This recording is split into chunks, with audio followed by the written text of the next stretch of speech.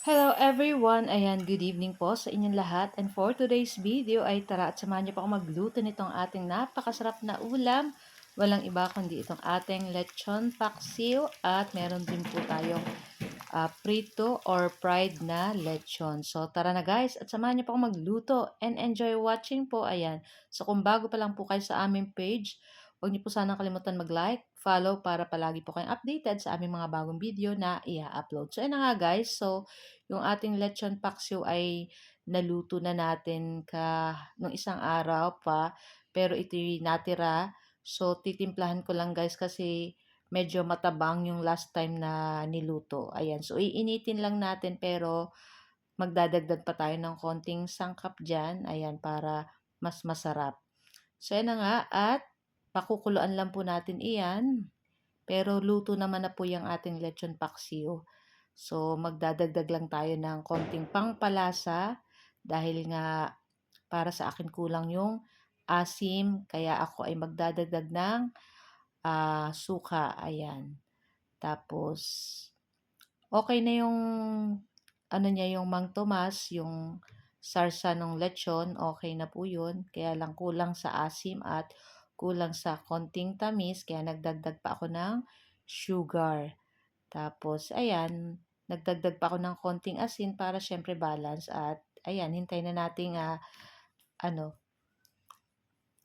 masarap na po yan, for sure, ayan.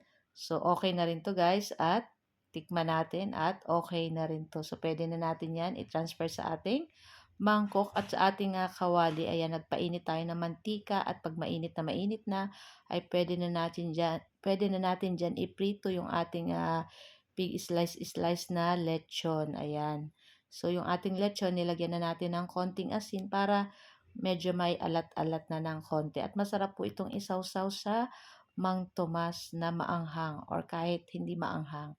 So, babalik-balikta din lang po natin iyan hanggang mag-golden brown. Ayan. So, pag ganito po, ay pwede na natin yan hanguin at kumuha na tayo. Ang sarap nito guys, balat. Naku, napaka-crunchy. Ang sarap kahit sa kaning lamig. Masarap. Kahit isawsaw sa ketchup or Mang Tomas, bagay kahit saan or sa suka na maraming sibuyas.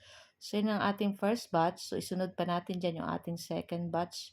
So, ito po yung natira namin nung aming Noche Buena. So, meron pa po kaming lulutuin na ulo ng lechon. Ayan, para siguro sa New Year, meron na kaming lechon pa. So, yun na nga. At yung ating second batch, lutuin na rin po natin iyan. Ayan, hanggang, syempre, side to side po natin. Balibaliktad din natin. Ayan. At pag ganito na yung color, syempre, okay na po yan. At hanguin na rin po natin iyan. So guys, ito lang po ang aming video today at sana po ay nag-enjoy kayo. Huwag niyo po sanang kalimutan mag-like, comment at pa-share na rin po ng ating video. So tara na guys at samahan niyo na rin po kaming kumain itong ating napakasarap na ulam for today's video. Nako, ilang kanin na naman kayo mauubos natin dito guys. Sobrang sarap. Thank you for watching. See you next video. Ciao! Bye!